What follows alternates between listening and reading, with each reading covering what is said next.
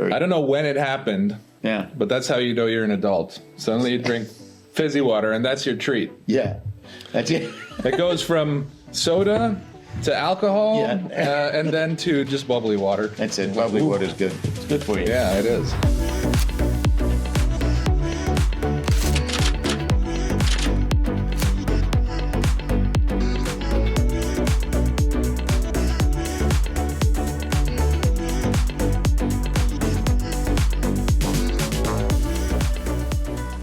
But you know what? This opened my eyes to actually, and this might come off a little bit offensive to some, but I don't think there's a single thing that the French do better than the Italians. Well, they want to, the fashion and the beach and the romance. Funny that you say that, because I used to talk about the fact that I had worked in France and I worked in Italy, and everybody said, "Oh, you worked in France, the food is so great." And I said, actually, let me tell you something.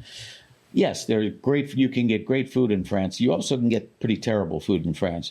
You can't get a bad meal in Italy. No, doesn't happen. Italy, there's no, I mean, for me as a foodie, I take Italy every time. Only a French restaurant in Italy, maybe. Yeah. But when you think about it, if you ask anybody, would you rather go to the south of France or the south of Italy? Amalfi Coast or Côte d'Azur? And the only reason you would go to the Azure Coast is because you can go to Monaco and Italy from there. So I rest my case. No, movies, you're right. Italian wins. Yeah. Romance in general, Italians win. Food, Italians win. Just nice environments to be around, people, community. Well, it really depends. I mean, because in France, there's a difference between Parisian and the rest of France, too. You go to Paris, and everybody, I mean, the truth of it is, and this is, I mean, my mother-in-law, we went to Paris, and she gets into a car and she gives them the place she wants to go, and they spend half an hour correcting her pronunciation. If she doesn't say it right, they're not going to take her there. It's like, I mean, they're really, I mean, Parisians are tough. They're really hard ass than they are. Whereas I find the people in Italy much friendlier in general. But that's just France was the only place in the world, and I eat places because I'm a big food guy. I'm a big food guy. Good. You and David, my son. Yeah. Oh yeah, he's too. Incredible. Yeah. France was the only place I ever went where they served me a bowl of spaghetti. I was young, granted, but they served me a bowl of spaghetti, cut up. Really? Wow. Cut up spaghetti. Oh, why even bother spaghetti? Yeah, what's the point? Make rotini or something. All right. Well, we've been rolling. We're a little off topic. Yeah, we are a little off topic. Let's talk about movies. Let's talk about some aspect of movies. What do you? Yeah, I was actually going to ask you because this morning I brought my kid into the little green screen here that I have, and just put him in a chair and messed around with that and have fun with my kids and all that. And this isn't really movies, but I was going to ask because I've done a couple little short films with my kids. Yeah, did you ever mess around with making little family films? I did. Stuff? No, I did some short film stuff. Yeah, I mean, I always was interested in cameras and stuff like that. And of course, when I grew up, before videotape, actually, we would make 8mm. It would start with 8mm. Then I got into 16mm, which was more professional, but really more like student films, the kind of stuff you do in college and stuff like that. But I do have films that even 16mm films of my kids that I put together years ago. Not just home videos, like you actually not just home videos. Exactly. And once videotape came in, my kids, David, for example, used to make movies all the time, and he made really interesting. He and his friends made incredible movies. They cut them and they did, they did added music and put all that stuff in. I guess on film or video? No, on video. They did it straight on video because that was, there were big video cameras, but they were, with big cassettes, big video cassettes and stuff like that. But they would do these films and figure out all kinds of ways to do effects that without any, special technical ability, but just figuring them out, and doing them by cutting sometimes in the camera and then going to a new location and, doing stuff. Fascinating. But, I think you think of some of the great filmmakers out there, obviously Spielberg did tons of student, not student, but basically as a kid, he started out making little movies. That's how he got into film, and I think there are a lot of people who have fallen in love with the medium and try to figure out ways to play with it. I think one of the things we have talked about is the fact that something like this, an iPhone, makes it, brings the ability for anybody to be able to do stuff that was quite a bit more complicated. I mean, even when I was a kid, I'd have reel to reel. I would be editing 8mm and gluing stuff together, and it was really a mess. I mean, I still have a lot of the film. That's actually a good kind of angle for the evolution of things too. So you started messing around with 8mm, and I actually got my grandfather's 8mm projector with his old family holiday film reels. So I was familiar with that early on. I still have it. It's at the house. And then I did the same as your son. I did little videos with my uncle's what was it called? Super 8. Super 8. Super 8 was a better, slightly better because it had a little bit larger format. Yeah, and I would do silly things. And, some of the cameras had the very basic built-in effects, like putting kind of a gray wash over the image to make it look like fog, and it wasn't like it looked like shit, but it was kind of the effect, or they'd fade out and in. Little things like that. So I'd learn how to do a transition by zooming into the bottle and then zooming back out, but it was all in camera stuff. And then I did start transferring some of that to VHS, because back then you just plug the yellow thing and the red thing into the VHS and hit record. And then I would have 2 VHS players and kind of edit that way. And now my daughter is very interested in my little DSLR cameras and stuff, and making. She walks around with my mom, my wife's cell phone, and speaks to it as if she's broadcasting to a YouTube channel. Like, this is our, because that's what kids are seeing now. No, they can do it. And she recently asked if she could learn a little bit more about camera, so I taught her about aperture and exposure, ISO, and the difference, like what shutter speed does and all that. And she's taken to it. So it's fun to see that, we all had a way to do it at home. There's absolutely no excuse today not to. No, absolutely. For anybody who wants to learn how to do it, there's so many tools that are easily available. They weren't easily available to us as much, but I mean, even if they were, I mean, it was an evolution, as you say. We went from 8mm to Super 8, and that was just giving you a slightly bigger frame. 16mm was quite a bit bigger frame, and then 35mm was the standard. So, and then I strangely enough, in my own evolution, I went from 35mm movies, to I actually did an IMAX movie, which was 70. It's right? not even 70. It's the film runs sideways instead of up and down, so that the width of the image can be much larger. So it's 8 perf or 15 perf per frame. So that 8. For those who don't know, the perfs are little holes in the film. Perfs are little holes on the side of the film, and usually in 35mm, you got a few 3 or 4 perfs per frame of picture.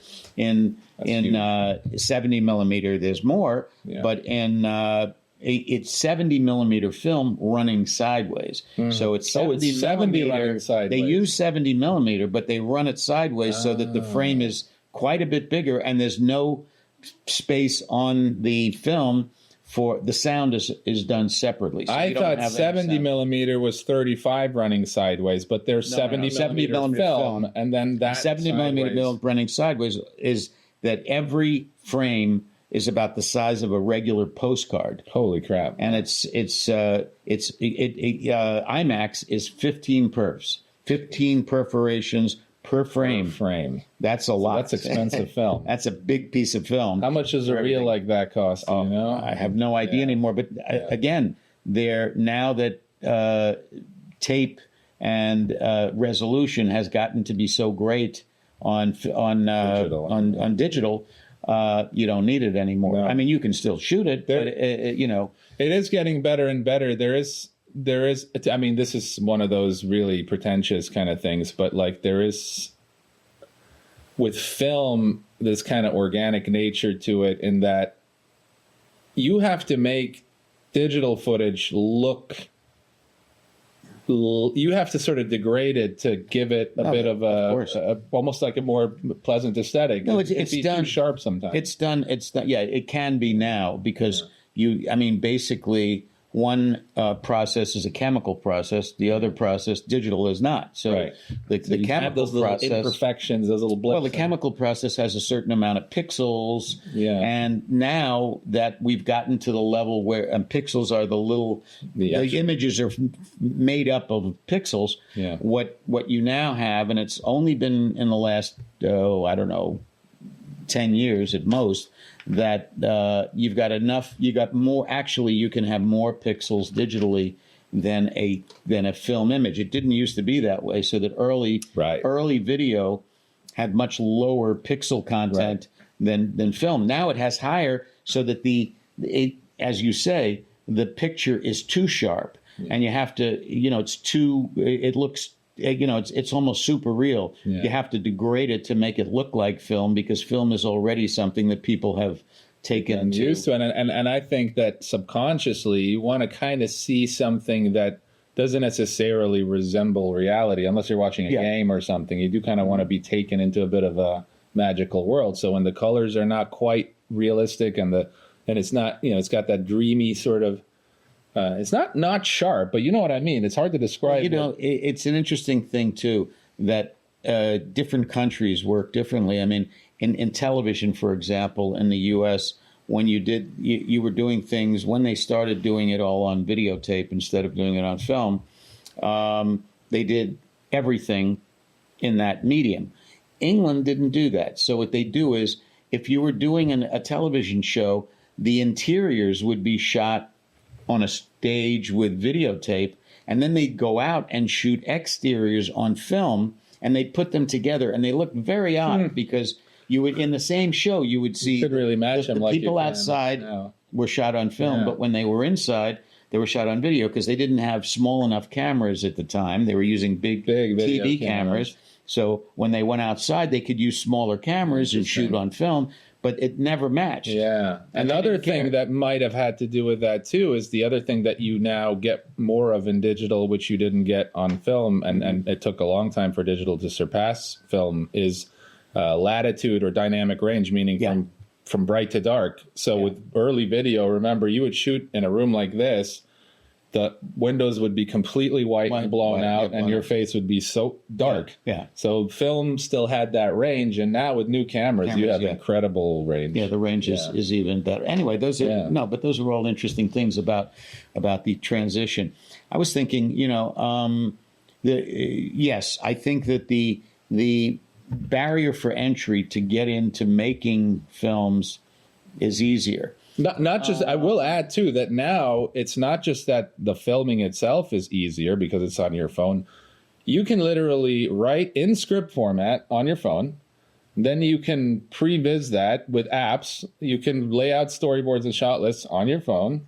You can then go shoot the footage, and then you can edit it on your phone. And you can even export it straight to YouTube or straight to Dropbox or something, all on your phone. Now, I don't personally do that. That goes beyond my... Yeah, but it's all there. All the tools are there for that. And you can even composite and remove the background without a green screen with certain applications. So in other words, some of the features that phones have, because so much technology has been poured into these, they have more feature functions than any $80,000 camera on the market. It's just that the workflows are different, and you still get better quality out of the end result with professional stuff. But I wanted to talk a little bit about that, because, we talk about professional filmmaking, and one thing I thought we might want to discuss a little bit, which is interesting to new filmmakers that come into the, looking to make movies, and they're worried about unions, and how do you deal with the professionals who are in it that you may need to bring in to do the work? And, the difference between doing, say, a film that is a union film as opposed to doing a film that is non-union. And of course, there are a lot of different unions. There's the Screen Actors Guild, which is a very powerful union for actors. You've got the Directors Guild, which is a powerful union for directors, but there are a lot of directors who aren't in the Directors Guild.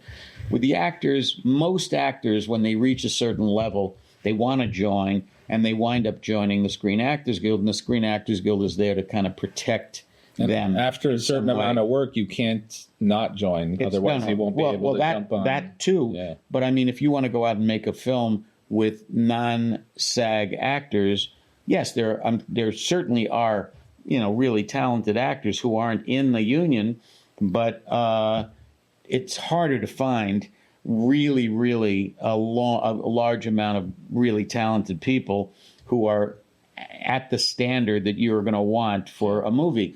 On the other hand, that's not necessarily always true for the technicians. I mean, there are great technicians. Again, the technicians may be in a union, and we as independent filmmakers, we have to deal with the unions, because if we want to use some of these people, we got to deal with the fact that they are, they get pension and welfare benefits. I mean, the union is there to protect them and presumably to protect us as filmmakers, because they're going to, if we're hiring somebody who's in the union, basically the union is putting a stamp of approval on that individual as being able to do the work. Right. And not somebody you hire off the street and say, can you light this? Yeah, sure I can, but they can't. Right. Or they're not going to be safe. Right. They're not going to do the right Safety things. for crew like that is really important, because those 5K lights come falling down. That's a problem. But it is true, though, in independent filmmaking, you're trying to bring the cost down, because you don't know where you're going to get it distributed. You don't know who's going to buy it. And you don't want to overspend and find out that you can't get your money back because you've spent too much money. So it's a delicate balance, and I've worked on non-union and union films, even in the feature world.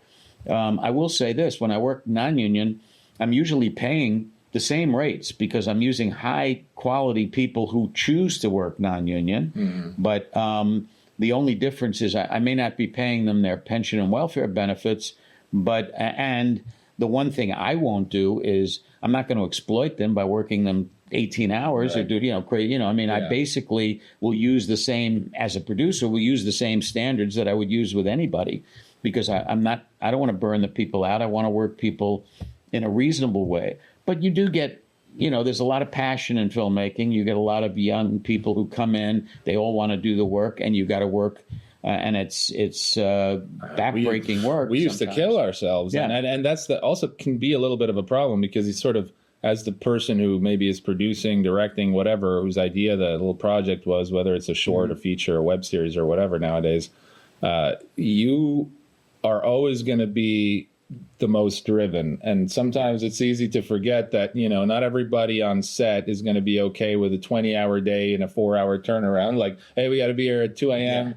But when you don't have the unions, like that stuff does happen. Well, I mean, I'm at a stage certainly where I wouldn't do that. Yeah. I mean, I'm not going to work a 20-hour day ever, right. And I don't want to work more than a 12-hour day if I can avoid it. Right. I mean, obviously there are circumstances where you're in the middle of a scene, you want to finish it, and it's going to go over you don't want to be locked into some arbitrary number. Right. But if you're dealing with unions, there are, basically at a certain level, after a certain amount of hours, you're going to have to pay double time, or you're going to have to, there are penalties for doing it if you're working union.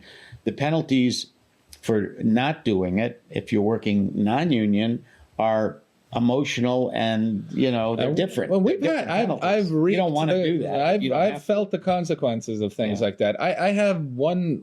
I don't know how many qualities I have, but one of them is that I can just turn a switch on, and I can just go until something's done, and I really don't need to eat or sleep or anything. I just get it done.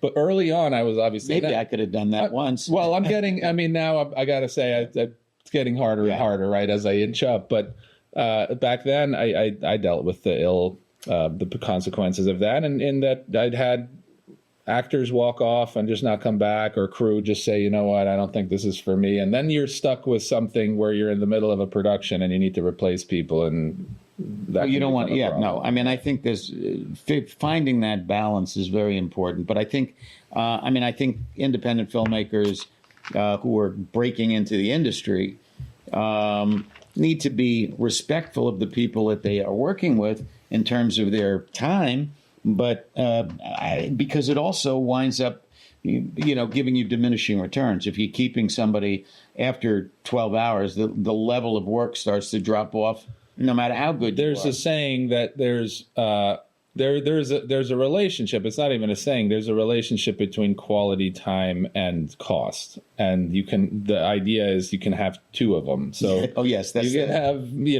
if it's cheap and fast, it's not going to be very good. If it's good and cheap, it's going to take a long time. And if it's cheap, if it's got a budget and it and it's and you want to go faster, then you have to. It will end up being okay because you have a lot of money there. So it's money. Yeah. So I think that's what it comes down to. Well, it's true. I mean, one of the things I have found, which seems to be crazy sometimes, but you make a movie for a major studio, and they have a release date, and they want to back into an absolute date, and the movie is running late. Well, they have the ability to throw money at it, add 3 more editors so that you have an editor for every scene, so that you can get it faster.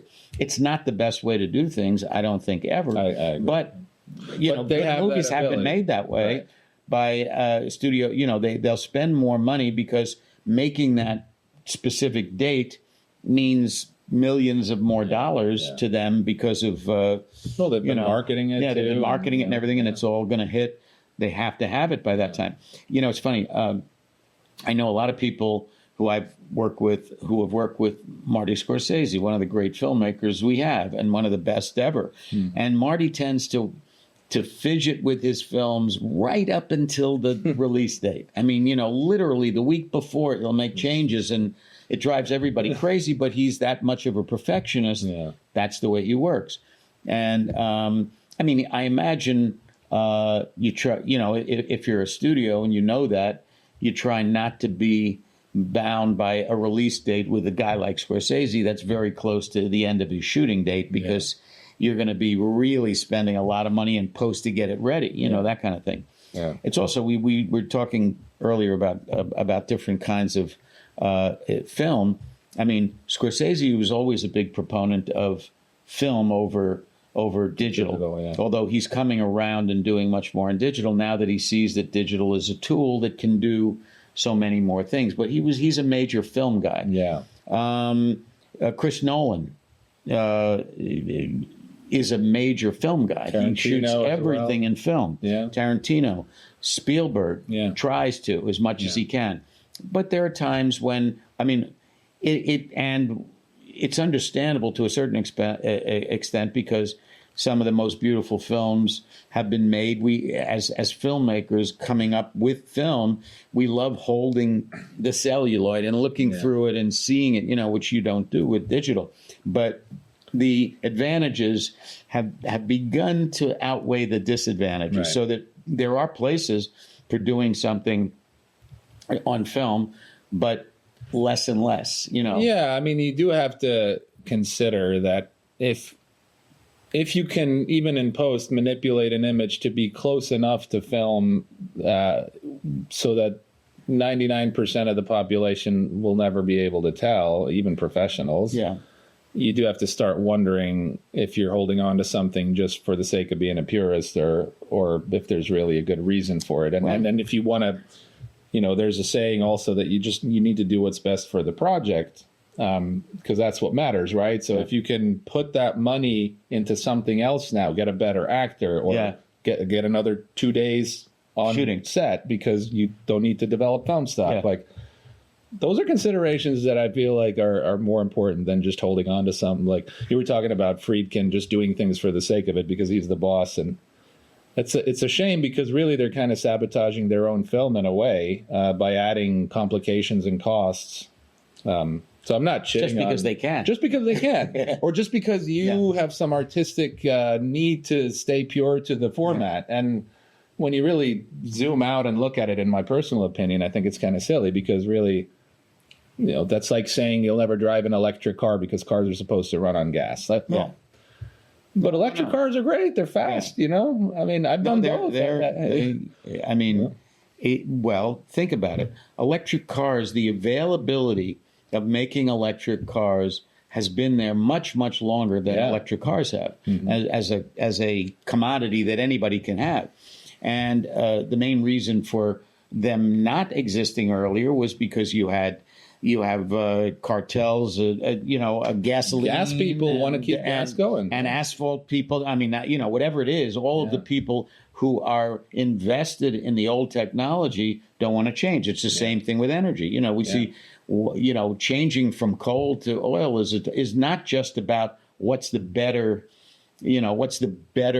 source of energy. Yeah. It's also about you got all these old mines that are being run and people getting jobs, and you're going to end all those jobs and maybe make the same number of jobs in other ways, but people don't immediately see that, and they wonder, what's going to happen to me. So it's the same. I heard, and I might get this wrong, some of the details, but I read this in a credible source a while ago. Maybe you know this actually, but LA used to have a pretty good trolley system, but Firestone, the tire company, they wanted people to buy tires. It wasn't just Firestone. It was the whole city had a red car system, which is a terrific system, and it really was the advances in automotive design for gas-powered vehicles that kind of killed the electric tram system, the red car system, and in fact, I think there have been movies about it, but about that. But I mean, the whole idea. I mean, even I think in the car world, we talk about movies like Tucker, which was a movie about the guy who invented a car that was better than anything on the road, but the car lobby stopped him from being able to widely get his car distributed, and he wound up going out of business, even though the car he made was a much better car than anything that existed. There were forces against it. Yeah. And I mean, in film, I don't think Kodak is stopping digital progression. Kodak, just think about it. Kodak lost a ton of money when digital came in, because they didn't move quick. They didn't pivot fast enough. They're the blockbuster for Netflix. Yeah, they had an opportunity. They saw it coming, and maybe they wrote it off. Maybe they didn't. But I mean, they pivoted a little bit. They made videotape at first, but they never really made the pivot fast enough to keep up with the technology change. A company that went out of business based on that was Polaroid. Think of that. Yeah. There's instant film. Wow. Now, there was a point at which shooting Polaroids are now just done as a artistic artifact. Right. It's no longer something that you use to see a picture quickly, because you don't need to. You could do it on your phone. It solved the problem back in the day, and that but they never pivoted. They never pivoted when the business started to change. They didn't see it coming, and it killed their business. I saw an interview with Mark Zuckerberg, the founder of Facebook, for those who live on the moon. But he was saying, he's answering questions about, why did Facebook blow up like that? And some interesting college kids were able to do something that, is incredible. I mean, the scale of Well, here's the thing. No, you had things like MySpace. Yahoo had sort of kind of like Yahoo, Google, like they all sort of had kind of these sort of social things. Yeah. But he mentioned that he thinks it's because when a bunch of people who don't have an established business model get together and think of something, that's all they got. So they put all their time into this, and they want to make it work, and they didn't think it would blow up to what it was. But then you have corporations whose main business model is maybe search or some other email or something like that, and they kind of just have that social networking thing because, whatever, people are doing it and it's a little thing. And they might sit around and say, okay, well, it's going to go away the minute people, we'll move on to whatever that is. And so by the time, it keeps going, and then Facebook starts growing a little bit, and then something happens where things switch to mobile, and they're going to be like, well, we'll see. That's not going to stick on mobile apps and stuff. So they just keep kind of waiting, and then by the time they realize that this thing is growing, and it's been growing for a few years, even though they're large corporations, they don't have all the trial and error and issues and mistakes and stuff that these guys have resolved from just focusing on it so hard, and they already have that momentum going, then now they can't catch up even if they pour all the money they got into it, because it's just they're ahead. And so, yeah. Well, I mean, it is that desire to take whatever your base business is and hold on to it, rather than, I mean, and don't shake the very boat. often you can't. I mean, which I will say ties into our industry, and I think the studios are doing that now, and it's a shame, because a lot of them are holding on to this kind of, well, I mean, everybody's trying to figure it out, but when you try right now to get a movie made and financed, everybody is asking, well, who's in it? Who's the star, right? There's movies that, well, let's use an example, American Pie, Porky's, these kind of raunchy comedies, for instance, or action films and stuff like that, where big names in them. Well, in the past, there are movies that are led by a star, generally, dramas, because those are hard to kind of like get people to go out and see. So you want to put somebody known in it because it's a nice story, but it's a hard thing to get somebody to go be depressed for 2 hours. So you need somebody that means something. But a lot of genre films really don't need it. And historically, there are films that also have made the actors. So if you get some good actors and then the concept of the film is fun and it represents American culture or something everybody can relate to, or it activates some kind of a feeling like a thrill or a scare, then I would put money on the fact that if you survey 100 people in every market in every country, the majority of them couldn't give a shit who's in it if the movie is just a fun idea.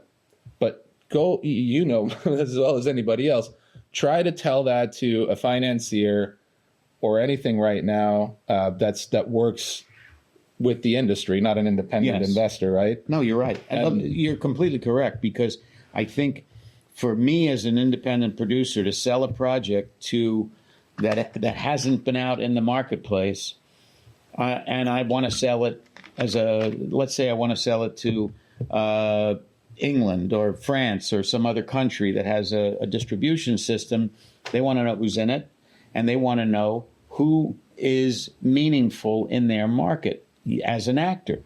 And if you don't have one of those people, the value that they're going to give you before the movie's made is going to be less. And that's the old, you're still in the old system. It's very much like what you talked about. We're talking about these businesses that are kind of dinosaurs that couldn't pivot. I hesitate to call Kodak a dinosaur, but it is, because they're one of their biggest sources of income, which was movie film, is no longer. I mean, it's a niche market for them. Their big markets are still in medical technology. They're doing stuff like that, but their major business model has changed and has caused a diminution of the whole company. A lot of companies like that, and they, as you said, they never pivoted fast enough. Well, the studios are in the same place, because now you've got streamers and other ways, and people watching their movies on telephones or on iPhones and stuff like that.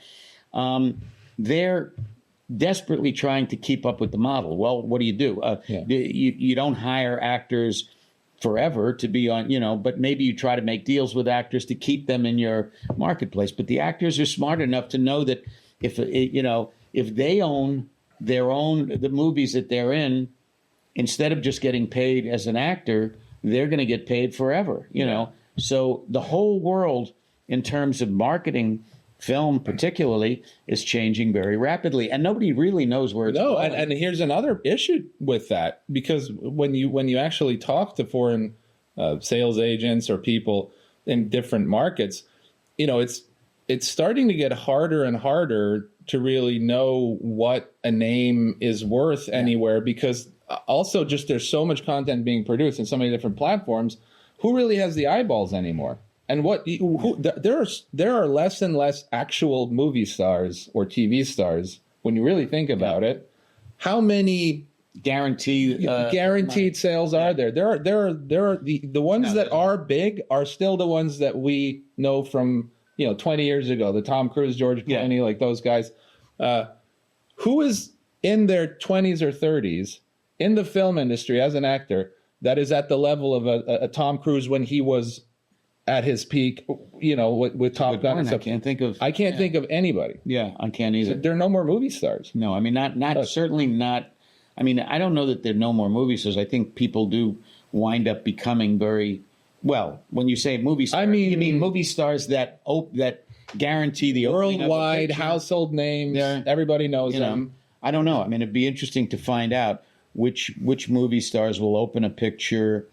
And by the way, I mean, although it used to be that action stars, for example, could open a picture in Europe or in Asia, even after they had lost their appeal in the U.S. because there was a lag time between movies. Yeah, it's like 3 months. Or now whatever. The lag time is changing, and maybe it's all happening at the same time. So, the old model where you had Sylvester Stallone in Rambo, and nobody cared about him anymore to be in American movies, but he still meant something foreign, or Jean-Claude Van Damme or somebody like that, who were making tons of money in foreign markets. Well, a lot of that is changing too, and the markets are changing. So, I mean, obviously, my own feeling is make great stuff, and it really doesn't matter if you make really good stuff.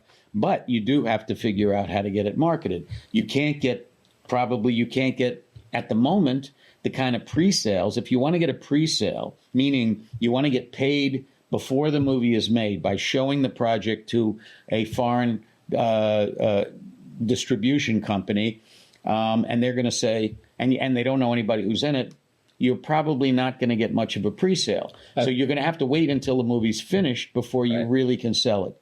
You will make more money if it's good and they like it afterwards, but and that's the problem, because pre-sales are a major part of financing. Yeah. You have your equity, you have your pre-sales, and you have your tax credits and incentives, of course, but that's sort of, subjective to what you're doing. And then, what else you got? Debt, investment, you got a bank, but you can't get the debt until you have some kind of leverage against it, which means pre-sales, which means you need to have somebody attached to it. But if that somebody doesn't really mean anything anymore, or it's hard to say, it's very complicated. I think next week or soon in the near future, we're going to sit down with the casting director and talk about how casting has changed.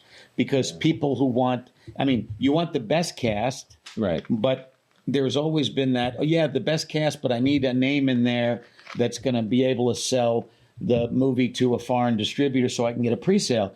And you wind up having to cast a name that might not be the right fit for the part, but it'll mean something to foreign. That's a rough situation. Again, not best for the movie. Yeah, it's not the best for the project. And you want to, I'm always looking to do what's best for the project in terms of casting, and I always have to keep in mind, well, what is it going to do? Am I going to be able to sell it with that cast? And it's a hard bargain. You have this Faustian bargain you have to make with the foreign sales companies to be able to get your movie made sometimes. Yeah. And I hope that will change with the proliferation of new modes of distribution. I don't know. I can't guarantee it. I think the studios definitely don't know. If you think they know, take a look at their bottom lines, and you find every year a new company is thinking of going out of business. Paramount is on the rocks. They're all buying each other up. And Amazon Fox has gone out of business and was bought by Disney. They're conglomerating, but we don't know. We don't know where it's all going to end. And it's hard because we, as content providers, you and I and others who watch us and listen to us, want to make the movies we want to make, and we've got to figure out ways to get them financed, but not just get them financed. Financing is obviously a big barrier, but once you've got them financed, you got to get them seen, because if you can't get them distributed, those financiers aren't coming back to you the next time, because they're going to say, well, I lost all my money. Even though it was a great movie, it didn't bring back any money. It's not even a paperweight anymore. It's digital, right? So it's a file somewhere. It's a file, and I can't, and I'll never see $2 million file. That's... Well, I think that's a conundrum that we're all facing. We got to figure out ways. What is happening in the independent world is we constantly keep looking for money that is not hasn't been in this world before and is excited Dentist by money. Money from dentists and doctors and other people who have a lot of cash to spend and would like to see their name on a movie, but don't know anything about what we do. I think the best skill that a up and coming filmmaker can develop right now is figuring out every possible way to make high quality films for very, very little money, because you can recoup budgets if you're, and I'm not talking now we're talking unions and stars, we're talking 500,000 minimum and up, right? But if you can make films, actually this ties back into what we were kind of getting at earlier with home movies and stuff. The problem becomes, we mentioned this once before, but if you want to make Star Wars the way Star Wars is on your iPhone, don't even try. But look at Paranormal Activity. And I know that it's an example that comes up a lot. And I'm not saying that that's the way to go. But how much was that budget? 15 grand. But then, of course, there was more post done later. So I think they ended up sinking about $1 million more into it. But the festival released version was done for 15, 20K. And that was already, 10 something years ago or even more. I don't know. So nowadays, with everything you got going on, if you have a good story and it's interesting and you can shoot it and do it in an interesting way, don't try to do a bunch of effects and crazy scenes and have a lot of extras in your things and, things that need these big setups. But you can do something pretty creative for very cheap. And if you can start making movies for 30 or 50,000 or 100,000, that's where you can use AVOD distribution channels. And there's these channels like Tubi and even YouTube and stuff. And if your movie does catch on and it does sort of get a level of virality on these platforms, the revenue share on the ads is enough to cover, 50 grand a year, 100 grand a year or something for a few years. And so you can build a library of very small films into something that starts generating more substantial income over time. That having been said, of course, you're sort of now in this little micro-budget filmmaking space, which isn't for everybody. But if you're starting out now and you want to get the attention of investors who would put a few $1 million into something and need to have some, you need to have some credibility, obviously, to do that. So if you can say, look, my little $50,000 film is actually making its money back and then some, maybe I could do something for $1 million that would be just as good, and to get your start. Look, you can. I am all for it, and I try to mentor people who want to do it, a lot, because I believe in it, and I'm not so much because I want to make micro budget movies, but because I want to support people who can get their micro budget movies made, and if I like them, I can see a way to move them into, I don't need to hire a $1 million director. I can bring somebody in who's going to get a reasonable amount of money for a relatively low budget picture in my world, which is a relatively low budget picture in my world is probably $3 to $5 million, somewhere in that range. If I can make a bunch of movies in that range, and I already have some reputation behind me, maybe I can generate enough capital to be able to at least keep it going, and if I get lucky on a one or two, I'm going to make enough to really please the investors and they'll want to stay. But I mean, it's a big job. Everything you do is more than just making the movie that you're making. You've got to think of all these other aspects to it. I mean, one of the great things for major filmmakers with studios is once they got a level of success, they could take a project in, the studio paid for it completely, they got a nice fee, they got a small portion of maybe success fee if the movie did really well, but not a lot. The studio got 90% of everything because they put up all the money, they took all the risk, and what they were going after was they had a major name director who was already in that world. That's changing, and there aren't that many, as you say. I mean, there are a bunch of major people, but even them, they don't always make successful movies. So there's no guarantees ever. There's not. But I think actually there's a little bit of a metaphor there if you consider what's happening in the film industry.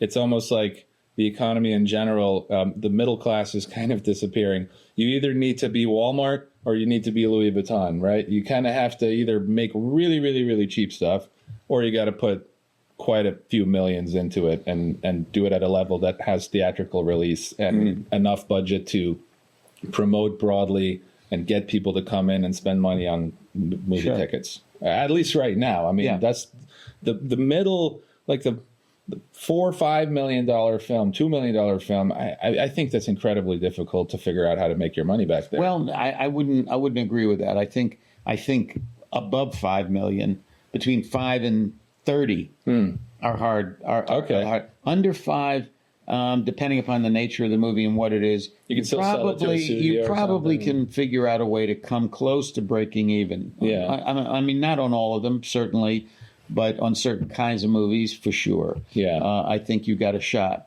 Yeah. And obviously, the lower, if you can get down to 3 or 2 or something like that, you have a better shot at breaking even, because that's why we look at places where there are benefits. So we can, if we take a $5 million budget, we're really, the amount of equity that we actually have to raise is usually less than half that, because you're going to get, let's say you get 30% or whatever the number is, you're going to get $1.5 million or $2 million from, that's free money that you don't have to pay back to make your movie. So it means if it's 5, then it's only really 3. And then 3, if you can get any sales, you're better off. If not, it's tough. I mean, it's not an easy world, but if you make something good, I think at that budget level, you have enough avenues of distribution, even if it never plays theatrically, to be able to come out. But it's a long process too. Sometimes it's a very long tail. I mean, if you go to streamers, you go to the different versions of streamers, pay TV or AVOD and SVOD and all of the different markets. I mean, ultimately, it's a lot of work for a very little profit. And then it's a lot of work to actually get them to pay you too. Well, that too. It's a whole different story, which is an unfortunate side of this industry too that people don't really realize. It can be pretty tough to get your money as a producer. I have friends who have TV shows that were syndicated, and the company that did it with them initially was sold 3 or 4 times since it started, and every single time they have to activate their right to audit and send 1 million emails and letters and just to get their damn quarterly check. It's pretty crazy. No, I know it is difficult, and I've been there. That's why you just make your money on your fee, and you're like, well, no, I don't. I wish I did, because I've done many projects where I've taken no fee. Ultimately, I've never taken a fee. I'm glad that the movies got made, and I'm glad that they got out there, and basically, I'm glad that I lived through the process and ate and slept and didn't have to give my house away, and but. It's tough. I mean, it's at every level. We know that this is not a business for everybody. It's not. There are no guarantees, and I mean, if you're looking for those kinds of guarantees, you got to look for a different. Get into real estate. Go into a different job. Go work somewhere in the put your money in the S&P. I mean, you've been doing this. You've been doing this for a while. You've been doing a lot of different things to figure out a way to continue. I think what was my big epiphany was that I came here hell-bent on being a movie director, because that was my thing, because I grew up with movies. Actually, when I was a little bit younger, I wanted to be Jim Carrey kind of actor, right? Okay. So, and then I was actually going to mention earlier in one of the home videos I did when I was like 8 or 9, I think, I took my uncle's camera, and with Legos, I made a little paper city with paper houses and took Legos and fireworks, and it wasn't, I didn't have union regulations there, so safety wasn't a part of it. I set my balcony on fire because I was staging a reenactment of the invasion of China by the Japanese. Pretty ambitious. Right. It didn't look like much, but I managed to, pull little firecrackers come falling down, and then the little house started burning, and then the rest of my balcony caught on fire, and we had to put it out. But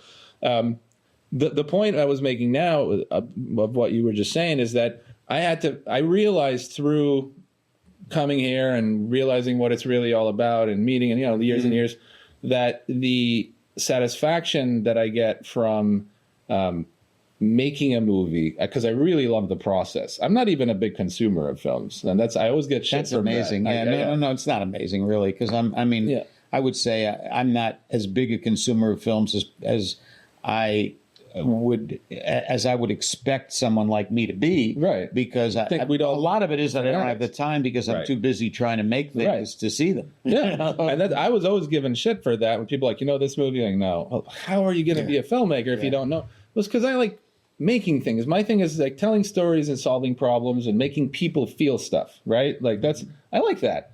But I realize that now there's a lot of different ways that you can get that satisfaction, and you can help people or do things, and you can use media and story and films in different ways to help a business grow, or to put a message out there, or just to have fun with your kids. So there's a lot of ways that I can satisfy that.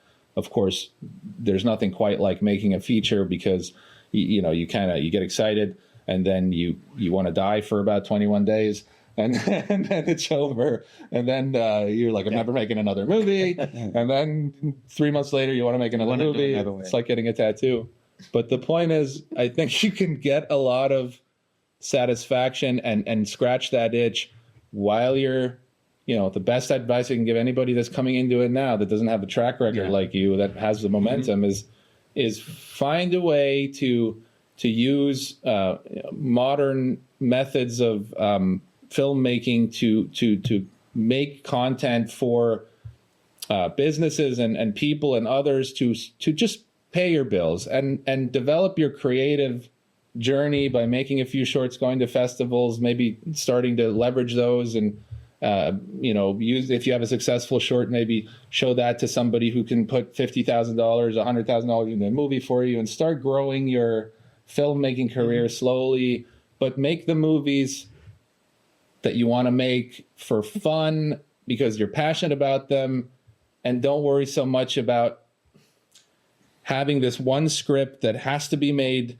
for $60 million, and that's the one you need to take to Hollywood and get an agent, and that's your movie. Like, find the stories you can tell now, tell them, do a really good job with them, build up momentum, and then eventually maybe it'll develop into something.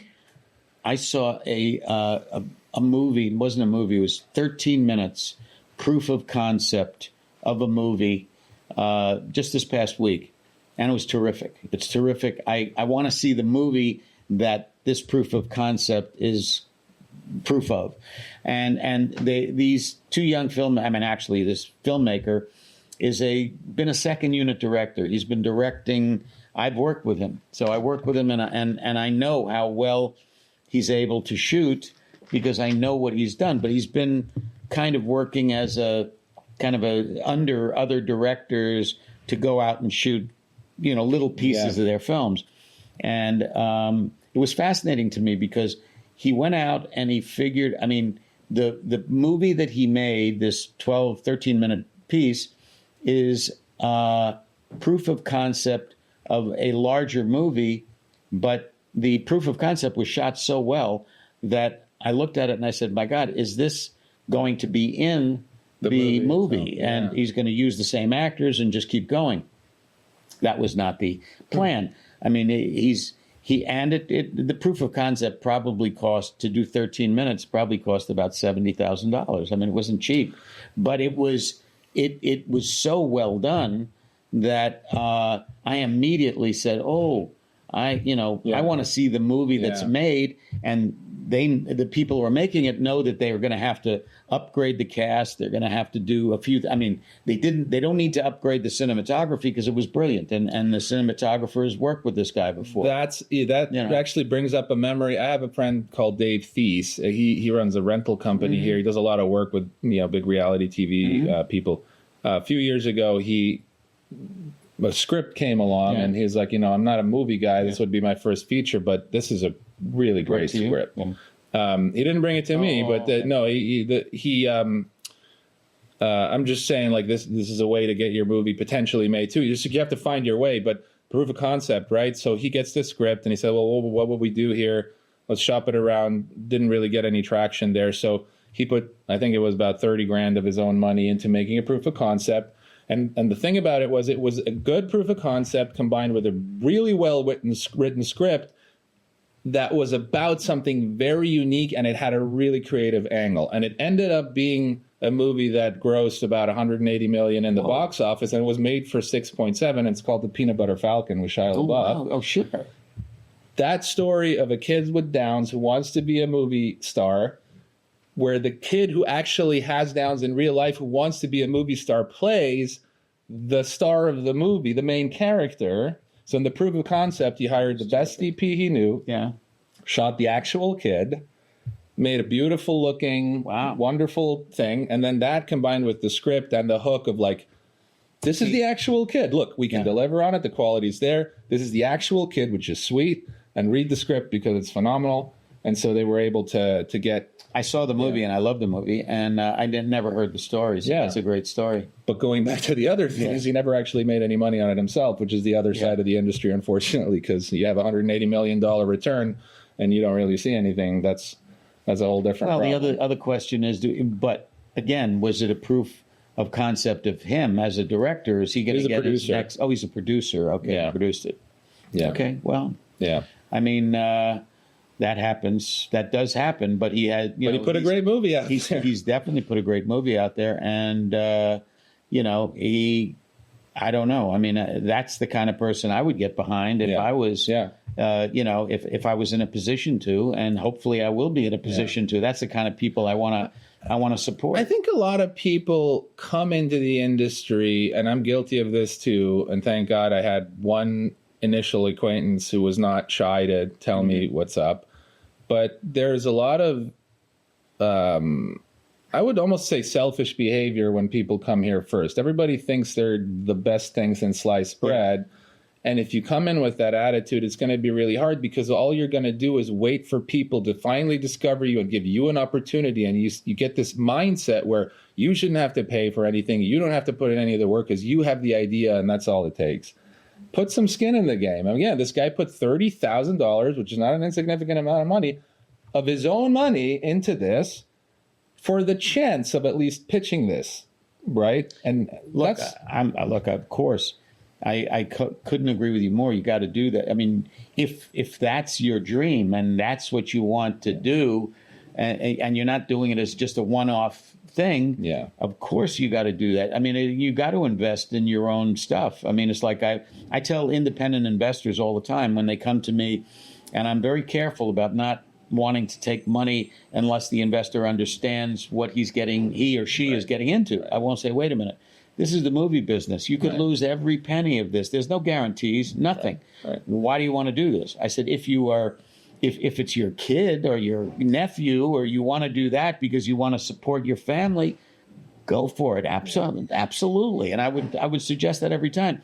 But if you're looking at it as an investment where you're going to make big returns, look again. I mean, this is a high-risk investment that should only be a very small part of your net worth. You don't want to lose your house or your ability to put food on the table with an investment like that. If you can afford it and it's something you want to play with and you like the idea of it, of course, go for it. But you always have to be knowledgeable of what the end result could be. The worst thing, it's funny because I know one guy that this worked for, and I know, unfortunately, a person that it didn't work for too. So there are actors who aren't moving ahead in their career, so they want to make their own films. And so I know two separate people who both cashed out their retirements and to make their own movie. And it wasn't some huge amount, but it was all they had. $200,000 in one case and a little bit more in the other. One of them did it the smart way in that he actually found somebody who was a director who has done successful movies, then asked that director to help with finding a producer who could do it, and so he really went in and put a team together that at least he knew the film was going to be done well. And I actually produced the finale of that movie too, so I was a little part of that as well. But he actually did have a good team, and it's kind of a sweet story. And I think they They just about broke even on it. Had a limited theatrical release, but he just about at least got a movie and was able to get, he probably lost some money there, but, he didn't lose everything. In the other case, it was kind of a bit of a delusional process in the sense that, somebody who's never made a real film before has been on set as an actor a few times, so just kind of assumed that they knew what making a movie entails, getting that attitude of like, oh, I can do this, and writes a script and gets their friends together and starts just putting money into locations and gear and people and spending and spending and spending. And it's just not good. But he made something. He made something, but it was just not a good movie. Okay. So it didn't go anywhere. So, and now just the money's gone. The movie can't be sold. It's not up to standard. It's not good. But, I'm sure there are many, many of those stories. And there's you feel bad about it, but you can't, there's not much you can say. There's not much you can say, but what you said was the right thing. Put a percentage of funds into it that you can afford. And if all you can afford is $1,000, then make a tiny little short film and get really, really thrifty with it and try to figure out how you can actually tell a good story with that $1,000. No, I totally agree with that. But what I'm saying is also, talent. We always extol talent. We say, oh, this person is so unbelievably talented. How could they fail? Well, talent can fail all the time, every day, all day. Yeah. It isn't. Yes, it's important. It's critical to making great stuff. But there's a lot of talent and not a lot of drive always. So if the drive isn't there for the talent can just sit there. I've seen great people and even great little, ideas that go nowhere because nobody they don't know what to do with it. They don't know how to take it to the next step. Yeah. I think talent is an entry level thing. I agree. In the world that I'm thinking about. You got to have it. I think you have it. I think I have it. I think other people have it for certain things. I'm not talented in everything. I'm talented in certain things that I know. I know how to make movies. I know how to do it.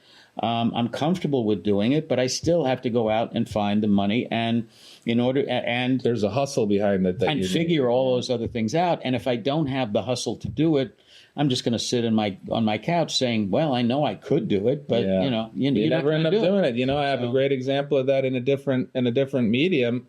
A guy I went to high school with, arguably to this date, probably at 16 was probably the best artist in terms of comic type doodles.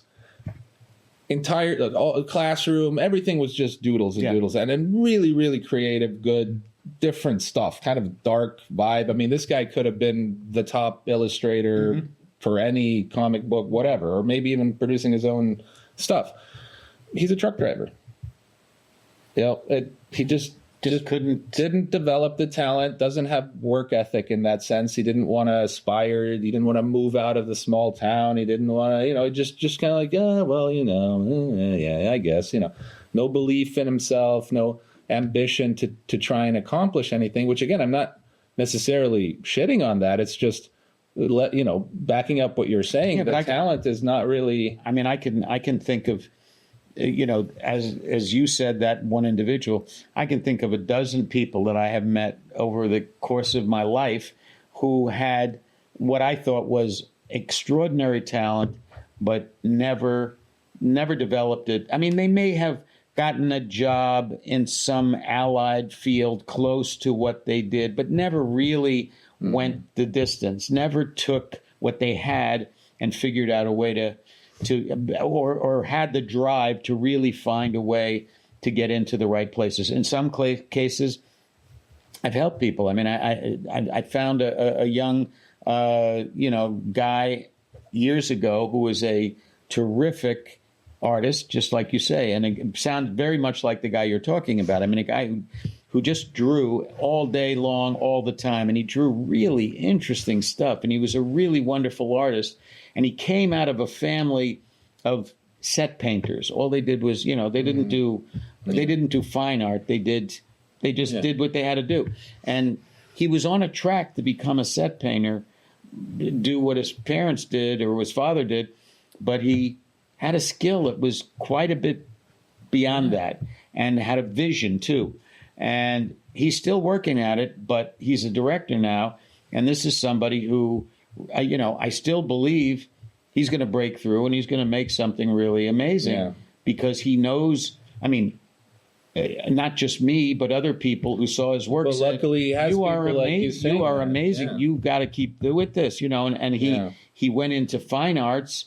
And from fine arts, he's moving into film, and he knows how to do it because he's very good. It's crazy how sometimes you just need a little bit of validation from the right person. Well, I think that's true. I think validation is key. Yeah. I had good validation from teachers and people along the way in my own. And once a guy like life. Mel Brooks says, "Hey, I like working with you," that's got to be. That was great, but it took me. But you had to still get. I had there, to already obviously. be in a position to get in the room with Mel Brooks, Right. and I got to Mel Brooks through another famous director, actually, who wasn't famous when I knew him, but that's how it happened. But these things, you of course you have to take advantage of everything that you can, everything that's out there, every skill you have.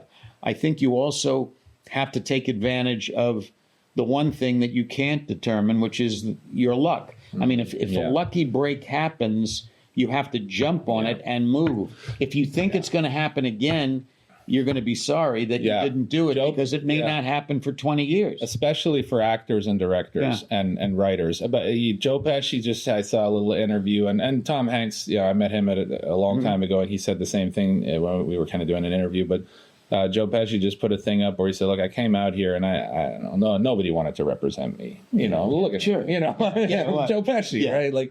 But he did this little movie, and your friend Marty Scorsese saw it, and Raging Bull, and he was developing that with De Niro, and they saw him in some other movie and wanted to have lunch with him, and not through his agent or anything. He's like, "Hey, is this Joe Pesci?" A phone call, right? "This is Robert De Niro." I was like, "The Robert De Niro, right?" And they have this conversation, and that's where he kind of said, "Look, you can't. You do need to be incredibly lucky, but you also have to be prepared for that moment." Mm-hmm. Yeah, that's the key, right? You have to work. You have to develop the work ethics of a professional and the skill sets and all that stuff. And be ready. And nowadays that means having a solid demo reel that's already done, because if you meet Jonathan Sanger on the street and he's, you got an interesting look, I'm working on a movie, send me your stuff. Do you want to scramble then and get headshots and get your reel together? Do you want to wait 2 weeks now to send him something? Or do you just want to be, there you go, you got it. You got to be ready for those things. Absolutely. Well, that's, and that's something that you've taken that idea, knowing that, and helped a lot of people to get that. That's because you recognize that that's a tremendous value. That is a great value. It's a tremendous value, and it's also a good offer to sell and stabilize. I love win-win situations. Yeah. If I can have something that helps people and I can also stabilize my bills a little bit, then everybody wins as a result of it. Mm-hmm. Yeah. I completely agree with that. I think. I met a lot of interesting people along the way. And when I thought somebody had really special talent in some areas, I tried to encourage them. And I think in many cases I have. A lot of cases, they're still developing stories. We haven't gotten to the point where we can say, oh, look, even when I did the Discovery program, for example, that was an idea of taking people who had never done a directing thing before and start to direct. Yeah. Okay. A lot of them have gone on to major success. A lot of them have gone on to moderate success where they're working in the business, they're working in television or in advertising or something like that. Yeah. But they've actually made a career that was built on something that they did first with me. That was great. Yeah. I'm thrilled with that. I didn't expect that I was going to have 10 Marty Scorseses coming out of my program. I just wanted to have people who could make a living at their craft if they learned how to do it and did it well. Yeah. And I'm still doing that. Now I don't do it in some formal way, but if I come across something that I really like, I'm always going to be, interested in seeing it. I mean, there are a number of young filmmakers or not so young filmmakers who I am still very, and they don't even have to be filmmakers. I mean, musicians and other people, people who I think have great talent and also great drive, and they just need that lucky moment to break through. And if I can help accelerate that in some way, and I can't always, but sometimes I can, then it's not only a win-win. There's a great satisfaction out of being able to, and it isn't. I'm not talking about financial satisfaction because I would love to say that every time I recommend somebody, I'm going to get something from it, but that it almost never happens that way. But I don't care. It gives it's legacy and meaning and purpose, and giving back and all that stuff is just as valuable. It's great. No, it's a great. As long as you can pay your bills and you can be of benefit to somebody, it's that's a good thing. Kevin O'Leary was one of the Shark Tank guys, right? He posted something which was a little bit of validation for me because I've been saying this for the last 5-10 years. But nowadays, it used to be like when everything was a lot more structured and organized, and studios were studios and all that. You could go work at Warner Brothers and work your way up and all that. But that's all changed. We know that. But he kind of mentioned that those who can combine the chaos of art, who are artists, with the kind of black and white nature of business are going to be the winners for the next 10, 20 years. Because if you're an artist now and you can convince yourself to just, even though you might not want to, start thinking a little bit more business-like as an offer, a product, a service you can provide. Everybody needs content, and content is empty without story. And I actually teach this in my courses, that story, the hero's journey, the writer's journey, all that stuff that we know where things happen, it's really no different to marketing in a way. And if you understand story and how things develop and evolve, and how a hero needs to, they're in a place of comfort, something happens, they're uncomfortable, they have to go out and solve for that,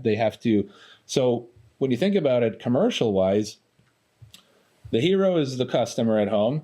They're on their couch. Suddenly their tooth starts hurting, right? They need to resolve this, right? Now the herald who in the story comes in and says, you need to come out because there's a reluctant hero, right? So you don't want to go to the dentist. You're a reluctant hero. You're sitting on your couch. You're like, well, maybe it'll pass. Maybe it'll go. I'll just wait another day or 2 or 3. And it gets worse. And then an ad comes up and hits you right at the right moment saying, hey, you might have been reluctant because you don't want somebody to drill into your tooth, right? But then this guy comes up and says, we can knock you out for a root canal. You don't need to be awake for this. There's no pain. So this is sleep dentistry. A new solution. Yeah. Hallelujah. Let me go out.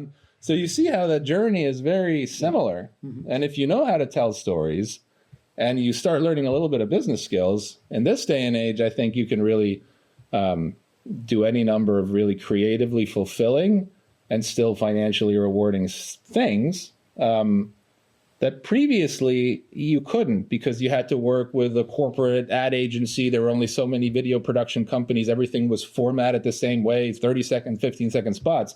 Social media has changed all that. YouTube has changed all that. Your ad can be for a 4-minute short film. Like it could be all kinds of stuff. Oh, and that's true. When I had the millennial job interview start going viral, that little conversation between the millennial and a baby boomer, I was getting so many inquiries by penitentiaries and job placement agencies and all kinds of corporate trainings that wanted to, hire me to make little video, a training series like that, because they just thought it was a more engaging way to teach people. It's a great, I loved it. So yeah, I know what you're talking about. So anyway, the point here was just to go back to maybe the beginning and saying that, if you're an artist and you can put a little bit of business skills into your brain, I think you would, it's not a prerequisite to success, because you can also just work your way in, work with a producer, work your way up, do all that stuff. You can still do that, but why not try to independently make something work for yourself? Well, I think what you're saying is that, while you're waiting for those other moments to happen, life is what happens when you're waiting for something else to happen. It's the idea you got to keep moving you know, it's like you're a shark. You have to keep moving forward. If you stop moving, you're going to die. Yeah. So as an individual, what can you do as an individual that doesn't require the luck or even the opportunity to be able to meet with somebody yet? Right. I mean, maybe you'll get to that, but figure out what you can do now. Yeah. What can you do now? You can write something. You can figure out a way to create something that's going to make you more attractive to those people that you're ultimately going to meet. And that's important. People are a lot more likely to want to work with you if they discover you in some way. Yeah. You know, it's rather than you going to somebody, hey, hire me. So if you're putting product or something out, I mean, think about how we met is a result of me starting a business that's not, you know, all the stuff I've done, but getting to the point where I have an office in Beverly Hills in the first place, and I'm down the hall from you. And you know, if that wouldn't have happened, opportunity happens that way sometimes, you know, and that's what I said. You and I both took advantage of an opportunity to meet each other because both of us have something to learn from each other. You know, I mean, I've done a lot, and I've had a long history as a film producer, but I want to stay up on what is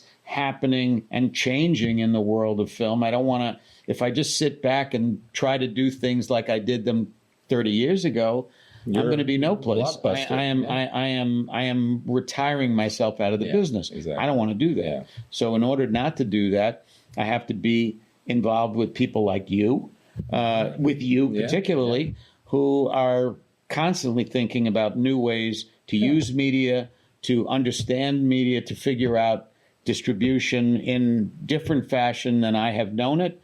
And I'm also trying to do that. I'm trying to find, okay, what are the new ways we can make something and get it out to a wide audience without requiring 1,000 middlemen who are going to take everything away from us. I think exactly, and vice versa. So I think it's, you know, you have done things and have accessed things and put stuff out there that are way beyond anything in terms of scope and scale and in methods that I don't know. So that it is great to be able to kind of share experiences. And I've made it a point when I was really young to make all my friends, if you look at my friends, they're all at a minimum 10 years older than me. Wow. At a minimum. Because I want to think and work like people who are at least 10 years ahead of me. And now I'm getting to that age where I feel like, okay, well, now I'm going to look that way still. But in addition to it, I'm also going to look back. And now I want to have some mentors and friends who are 10 years younger than me. And if you can create, or 20, you know what I mean? It's what you say. I mean, I find it almost exactly the same thing in my way, in that I tend to be looking at the younger people. I mean, I'm closer to younger people than me. Yeah. Most of the people who are my age don't have anything to say to me. I mean, I don't mean that. I mean, some of them do. Some of them are great.